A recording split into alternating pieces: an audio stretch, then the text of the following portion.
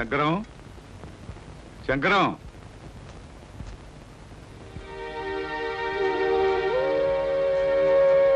అమ్మా సీత స్టవ్ మీద వేడి నీళ్ళు ఉన్నాయి దించేయి. అలాగే అత్తయ్య.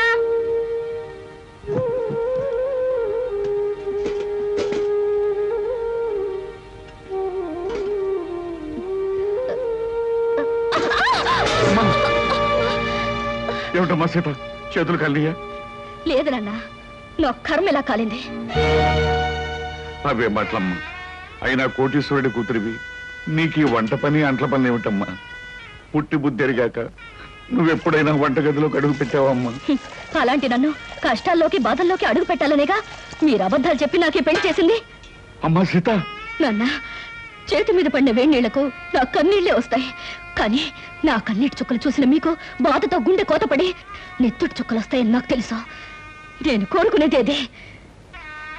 అమ్మా సీత, ఓ మంచి మనిషితో నీ పెళ్లి జరగాలని నేను తాపత్రయపడ్డానే తప్ప నువ్వో పని మనిషిలాగా అలవాటు లేని అడ్డమైన పనులు చేయాలని నేను కోరుకోలేదమ్మా. 2000 జీతంతో 6 మంది ఉన్న కుటుంబాన్ని పోషించే ఒక మధ్యతరగతి మనిషి ఇల్లాలు అన్ని పనులు చేసే తీరాలన్నా. ఇది నువ్వు కన్నబిడ్డకు చేసిన మహోపకారం.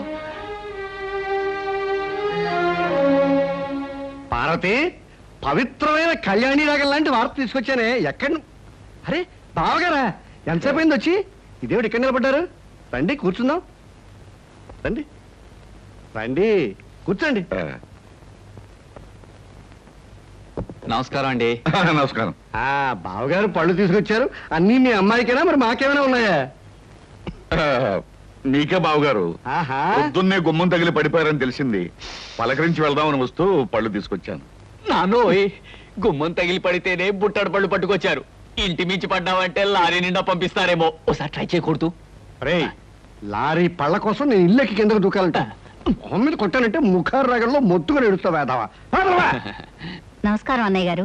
నమస్కారం అమ్మా. ఇదేనా రావటం? ఇంత ముందే వచ్చానమ్మా. కాఫీ తీసుకొస్తా. వద్దమ్మా, మీతో ఒక విషయం చెబుదామని వచ్చాను.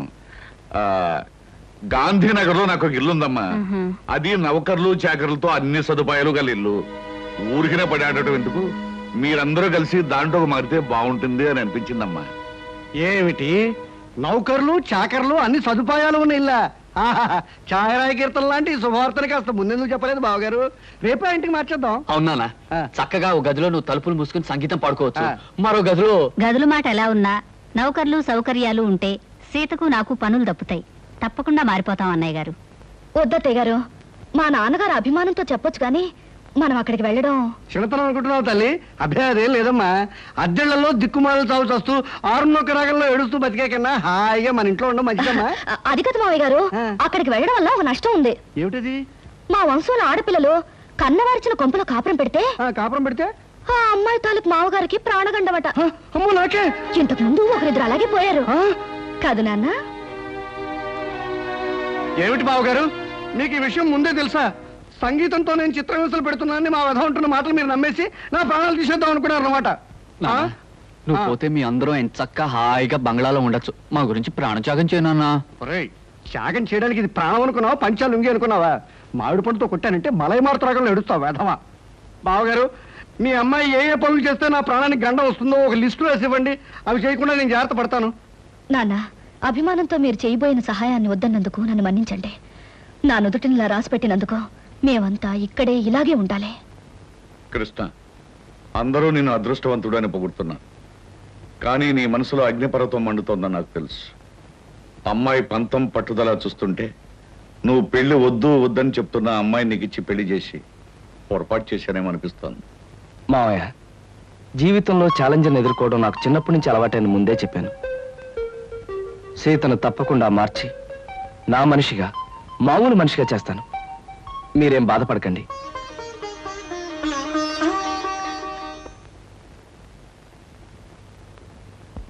ఏమండి, ఇవాళ మన హౌస్ ఓనర్స్ వెడ్డింగ్ డే అట. సాయంకాలం పార్టీకి పిలిచారు. పెళ్లి రోజులు అనేవి ప్రతి జంటకి వస్తుంటాయి. కాకపోతే కొంతమందికి సంతోషమైన రోజు, మరి కొంతమందికి విచారమైన రోజు. సాయంత్రం పార్టీకి వెళ్ళినప్పుడు వాళ్ళకి బహుమతి ఇవ్వాలి. ఈ 500 తీసుకెళ్ళి ఏదైనా కొనుక్కురండి. ఈ నెల ఇంటి ఖర్చులో ఇదొక ఎక్స్ట్రా అన్నమాట. అయినా ఈ మన్మధరావు వెడ్డింగ్ డే చేసుకోకపోతే దేశానికి ఏమైనా నష్టమా? సవ్యంగా పెళ్లి చేసుకున్న వాళ్ళకి వెడ్డింగ్ డే అనేది ఓ పండుగ లాంటిది. 4 గంటలకల్లా పార్టీకి వెళ్ళాలి. ఏదో ఒకటి తీసుకురండి.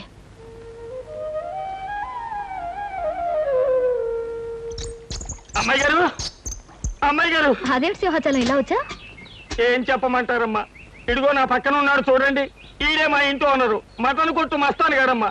అద్దె డబ్బులు అర్జెంట్ గా కట్టకపోతే మా ఆవిడ్ని, నన్ను, మా పిల్లల్ని కైమా చేసేస్తానంటున్నాడు. అసలే మా పశువుడు చౌ బతుకుల మధ్య ఉన్నాడు. ముందాడికి మందులు ఎంచుకోవడానికి డబ్బులు చూసుకోవాలి, తర్వాత నీ సంగతి అంటే వినిపించుకోవటం లేదమ్మా. అదేమిటయ్యా వస్తాను, అవతల పిల్లాడి ప్రాణం మీదకి వచ్చిందంటే వినకుండా ఏమిటన్నది మాటలు? మాటలు కాదు అమ్మా, ఖచ్చితంగా వీడిని ఖాళీ చెయ్యి, కైమా కొట్టి వీడిని కొంప ఖాళీ చేయించేస్తాను. అమ్మా, వీడికి నచ్చ చెప్పడానికి చూసి ప్రయోజనం లేదు తల్లి. ఇప్పటికే వీడి మనుషులు సామానంతా బయట పారేసి చిందులు దొక్కేస్తూ ఉంటారు. నా పెళ్ళం బిడ్డను ఒళ్ళో పెట్టుకుని చావు బతుకుల మధ్య ఉన్నాడు అని ఏడుస్తూ ఉంటుంది. ఏం చెప్పినా వినకపోవడం వీడికి పుట్టుకతో వచ్చిన గుణం అమ్మా. డబ్బులు ఇవ్వడం తప్ప మరో దారి లేదు తల్లి, మరో దారి లేదు. నువ్వంత బాధపడకు సింహాచలం. అతను అంత మనసు లేకుండా దుర్మార్గంగా మాట్లాడుతుంటే మనసున్న మనిషి ఎవరు చూస్తూ ఊరుకోలేరు. నీకెంత కావాలి? ఒక 500 అయితే మందుకి అద్దెకి. అయితే ఉండు, తెస్తాను. ఏమే ఎలా ఉంది మన యాక్టింగ్? బ్రహ్మాండంగా ఉంది. నువ్వు తాగినంత పోయిస్తా గానీ ఆ కోపం చూపులు అలాగే ఉంచు. మీసం తిప్పు, లేకపోతే అమ్మాయి గారు కనిపెట్టేస్తారు. అచ్చా, ఇదిగో సింహాచలం 500.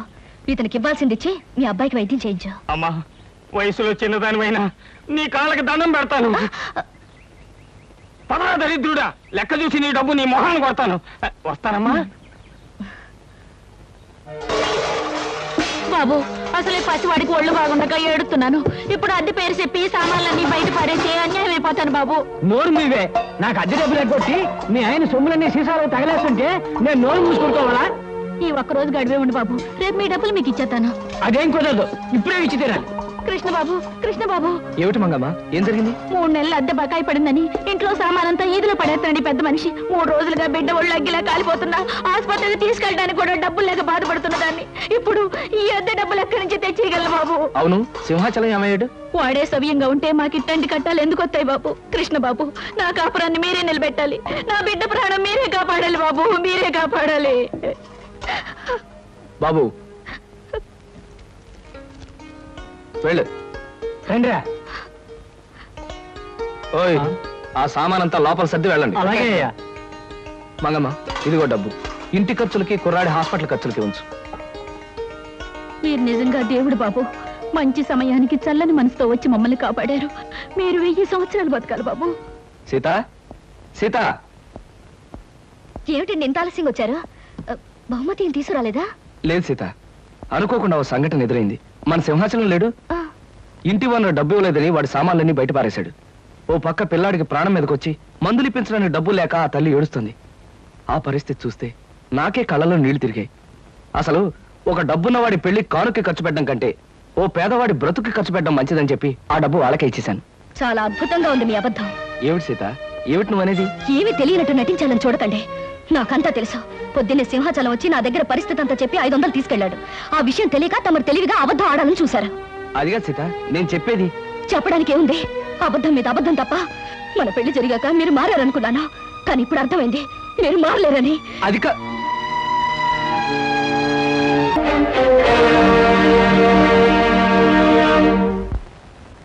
సీతమ్మగారు, సీతమ్మగారు, నోకాలమ్మ గుడికి వెళ్ళొచ్చాను. ఇదిగోనమ్మ ప్రసాదం.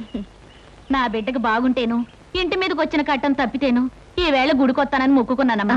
కృష్ణబాబు దయ వల్ల నా కట్టం తప్పిందమ్మా. అదేమిటి, నిన్న ఉదయం సింహాచలం మా ఇంటికి వచ్చి కష్టం చెప్పుకుంటే 500 నేనిచ్చానే. ఎంత పని చేశారమ్మా? ఆ సన్నాసుడు మాటలు నమ్మి వాడి చేతిలో డబ్బులు పెట్టారా? వాడు వాడి పక్కనున్న ఆ పకీరేదవా మీ దగ్గర నుంచి తెచ్చుకున్న డబ్బుతో రోజంతా తాగుతూనే ఉన్నారమ్మా. అయితే మీకు డబ్బిచ్చి సహాయం చేసింది కృష్ణబాబే అన్నమాట? అవునమ్మా, కృష్ణబాబు 500 ఇచ్చి సహాయం చేయబట్టే కట్టంలోంచి గట్టెక్కానమ్మా నేను. కాస్త సర్ది కూడుంటే పెట్టండి అమ్మా. నిన్నటి నుంచి ఆ దొంగ సచ్చినోడు తాగుడు తప్ప కూడు తినలేదు. అది అట్టుకెళ్ళి అడిగి పెడతానమ్మా. అదేమిటి మంగా, బిడ్డ చావు బతుకుల మధ్య ఉంటే కూడా పట్టించుకున్న ఆ తాగుబోతుకి నువ్వు అన్నం పట్టుకెళ్తానంట? బుద్ధి లేదు? ఎవరు తిండి పెట్టకుండా ఉంటే వాడే మారు దారిలోకి వస్తాడు. అదేం మాటలమ్మా, కట్టుకున్నవాడు ఎలాంటి వాడైనా ఆడదానికి దేవుడమ్మా. వాడు అబద్ధాలు చెప్పాడని, తప్పు చేశాడని వాడి మీద కోపం తెచ్చుకుంటే నేను ఆడదాన్నట్టగవుతానమ్మా. ఉండు, అన్నం తెస్తాను.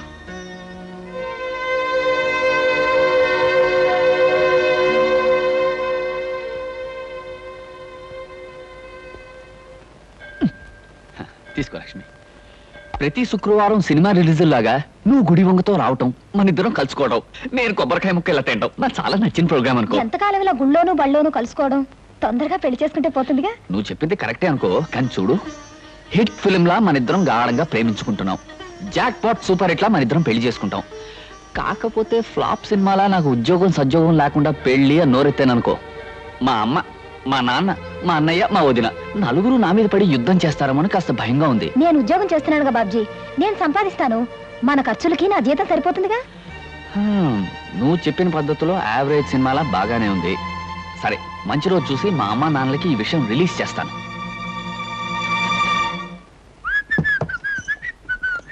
ఏమయ్యా బాబ్జీ, ఇలారా. ఏడొదినా? కాస్త ఈ కూరలు తరిగి పెట్టు, నాకు వేరే పనుంది. కూరలు తరిగి పెట్టడమా? అవునయ్యా, అవతల నాకు చాలా పనులున్నాయి. నువ్వు ఈ పని చేయి. అది కాదు వదినా, కూర తిని పెట్టమను, తిని పెడతాను. అయినా నేను కూరలు తరగడం ఏంటి? సర్లే, నువ్వు వెళ్ళి నీ పని చూసుకో, నేను తరిగి పెడతాను, నాకు ఇది అలవాటే.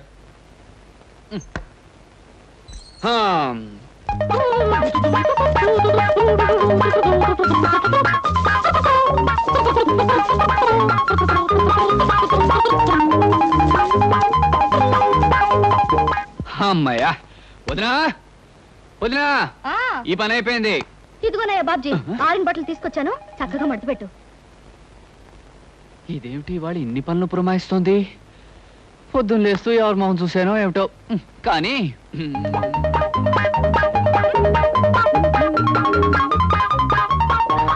వదినా, ఇదిగో మడత పెట్టాను. అమ్మయ్యా, ఉండోయ్యా, 2 బిందెలు నీళ్లు తెచ్చిపెట్టు. అలాగే.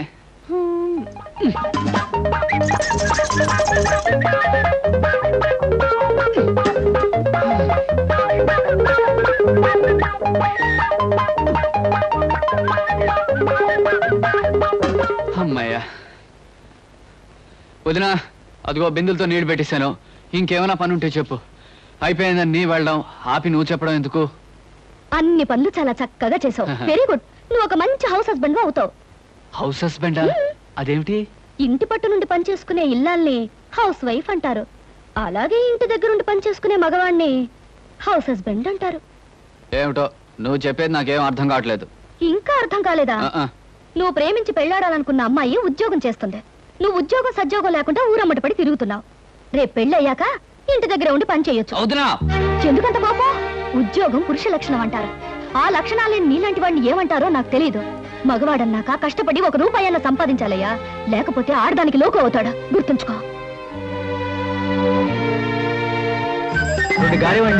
చట్నీ కూడా వేయండి. ఒక్క నిమిషం.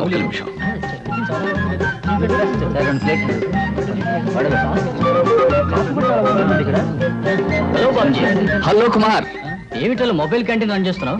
ఒరే, మనిషి అన్నవాడు తప్పు నేరం చేయకుండా ఏ పని చేసినా మంచిదేరా. నీకేం కావాలో చెప్పు, ఫ్రీగా ఇస్తాను. సార్ మీకు 10 పైసలు కదా. ఇవ్వండి. అక్కడ చట్నీ కూడా వేయండి.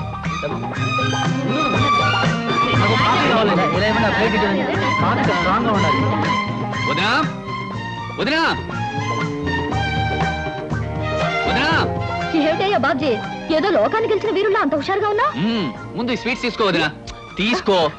తన కాళ్ళ మీద తాను నిలబడి తన కష్టంతో సంపాదించింది రూపాయన మనిషికి ప్రపంచాన్ని గెలిచినంత ఆనందంగా ఉంటుంది వదినా. ఇదిగో మొట్టమొదటిసారిగా నేను సంపాదించిన డబ్బు. నాకెందుకయ్యా, తొలి సంపాదన తల్లికి కానీ తండ్రికి కానీ ఇవ్వాలి. వెళ్ళి.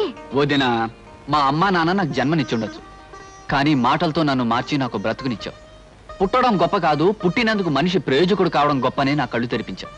అందుకే మా అమ్మా నాన్నల కంటే నువ్వే నాకు ఎక్కువ. ప్రతిరోజు దండం పెట్టుకుని పూజించవలసిన దైవం నువ్వే గనక నా మొదటి సంపాదన నీకిస్తున్నా. తీసుకోవద్దునా.